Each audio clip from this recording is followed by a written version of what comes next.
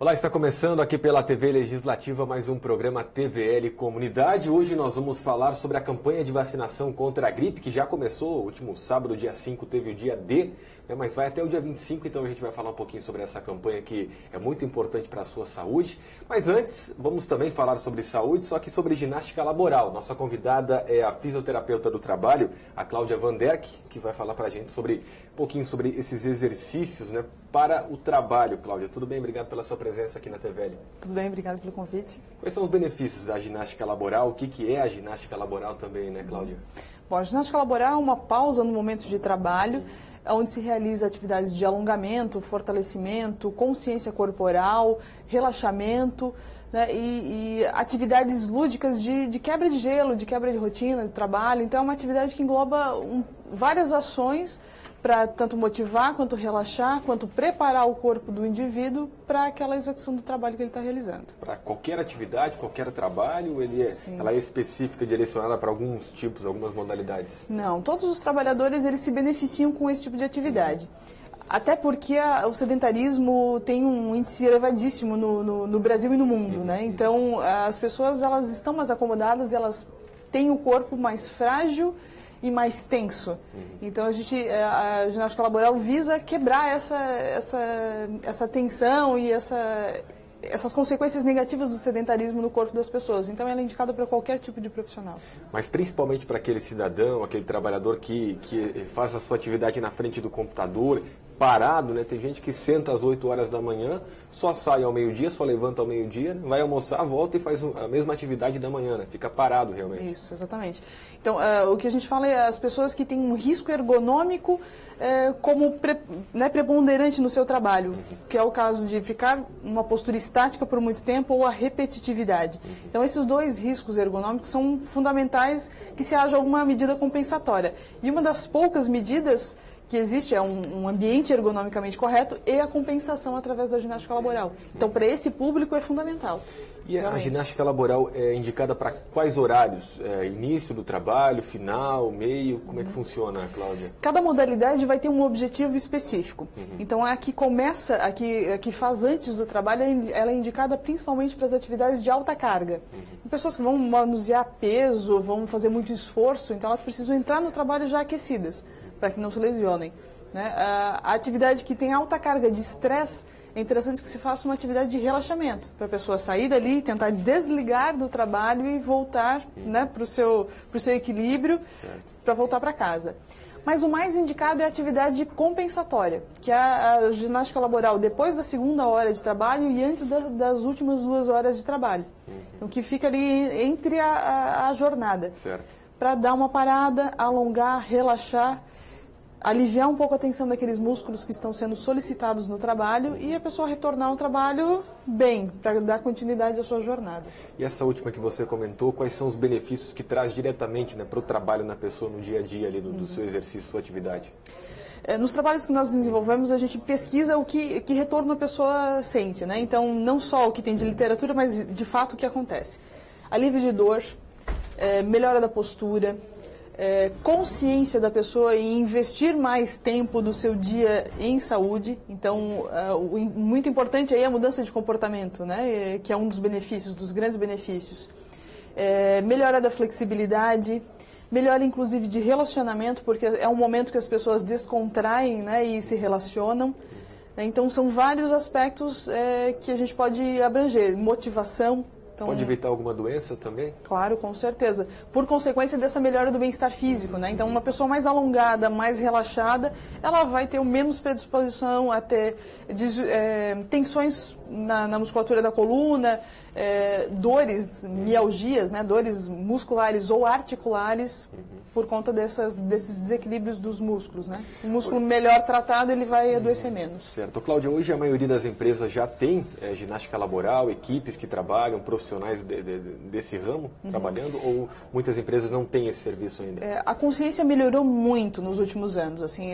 Eu atuo há 13 anos nessa área e hoje é muito mais tranquilo de convencer um empresário de investir nessa área, porque eles não veem mais como um custo, mas como um investimento, que tem retorno sim.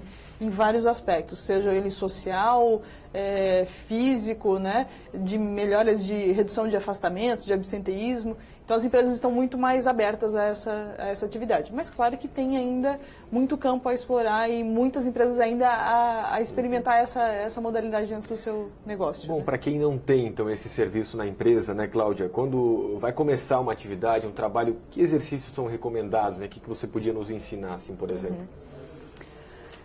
A postura que eu estou aqui no caso está correta? Já vamos começar já na prática. Eu estou sentado de forma correta ou como é que está a minha postura? O que é importante? Aí é uma questão ergonômica, né?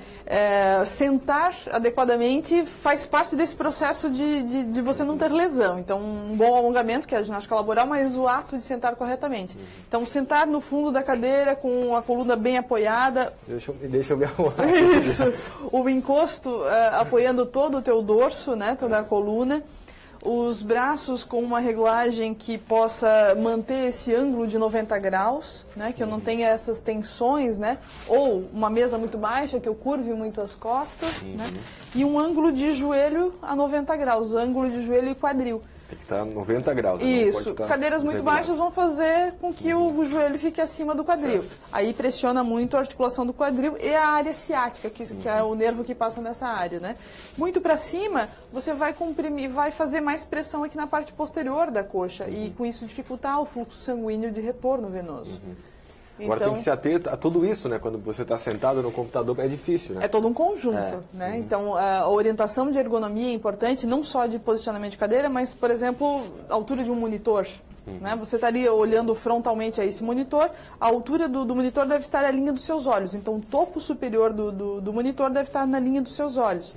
Mais abaixo, você vai projetar muito a cabeça e vai tensionar 8 horas por dia essa musculatura, e daí não há exercício que resolva, né, uma tensão permanente por 8 horas por conta daquele monitor baixo ali, né? Alongamento, que tipos que a gente pode fazer para melhorar o trabalho, né, e se sentir melhor também fisicamente? Na frente do computador mesmo, a gente não precisa nem sair do posto de trabalho. Por exemplo, apoiou aqui a mão embaixo e alongou na região cervical. Você pode estar lendo um e-mail e fazendo um alongamento, né? Você está ali, às vezes, até pensando, dá uma esticada, uma espreguiçada, né? É bom, espreguiçar, claro. É bom, né? Claro. O corpo precisa, né? É bom conversar isso com teus companheiros, né? Com pessoas que estão lá, porque daqui a pouco você começa ali, assim, todo mundo vai olhar para você, tá ficando doido, né? Sim. Então é bom que você também repasse essa informação e a importância de fazer exercícios para os teus companheiros, né? Para as pessoas que trabalham contigo, né? Sim, com certeza. O que mais que dá para a gente fazer, Cláudia? Por exemplo, pessoas muito tensas, né? Acabam tensionando muito a musculatura. Automassagem. Então, a automassagem relaxa a musculatura, aumenta o fluxo sanguíneo e facilita depois o alongamento. Então, nessa mesma posição já alongar, né? Quanto tempo fazer isso? Em 2 horas? Ou quando sentir que começa a ter dor? O corpo manda a informação. Você sentiu dor, sentiu desconforto, é hora de parar. Né? O que a gente fala nos textos, né? Existem vírgulas nos textos. No nosso dia a dia é preciso pausas. Então é preciso parar de vez em quando, senão a gente não consegue manter o mesmo rendimento, né? Certo. Então as pausas são necessárias. Quanto mais repetitiva a atividade, mais parada, mais você deve parar, dar intervalos nela. Então você está ali 2 horas na frente do computador, interessante que você levante, vai tomar uma água, não tenha tudo ali tão perto a ponto de você não ter que fazer muitos movimentos extra daquilo, dessa posição, né? Esse aqui também é exercício recomendado, que você estava comentando antes? Sim. Então, principalmente para quem digita muito, vai ficar muito na postura flexora, então fazer um movimento contrário, né? E de alongar a ponta dos dedos. Então, e tem quanto tempo? 10, 15 segundos cada alongamento do dedo? 10 a 15 segundos, exatamente. Legal. Não é necessário mais do que isso. E para quem tem uma rotina mais agitada, também é recomendada a ginástica laboral? Para quem não para o dia todo, fica na rua, se movimentando, né? Um representante comercial que fica muito tempo sentado também no carro, quais são as orientações? A mesma condição, porque o corpo ele precisa de pausas. Então ele precisa de mudança de movimento. Mesmo que a atividade seja mais agitada, ele vai se cansar, ele vai tensionar e o corpo, as musculaturas, elas têm memória, elas vão acumulando essas tensões no decorrer do dia, né? Então você chega, às vezes, vai perceber essa tensão quando você está deitado na cama. Ai, como dói aqui, como dói ali, né? Então é importante que o corpo esteja bem preparado para toda essa rotina, seja ela muito agitada ou seja ela muito estática. Né? O corpo precisa de movimento. Legal. E a ginástica laboral ela é feita exclusivamente por fisioterapeutas e profissionais, né? As empresas têm feito, você tinha comentado que muita gente tem formado, né, pessoas para fazer esse tipo de serviço, mas isso não é recomendado. Isso. Quem tem habilitação hoje é educador físico e fisioterapeuta. Então, as duas classes podem desenvolver esse trabalho, né, de forma qualificada. Um outro profissional pode ser até considerado um exercício legal da profissão, né, um desvio de função, aí, se for um funcionário da empresa. Então, é interessante realmente que se tenha um profissional qualificado para dar as orientações e agregar valor à atividade. Como eu falei para você antes, a questão da conscientização.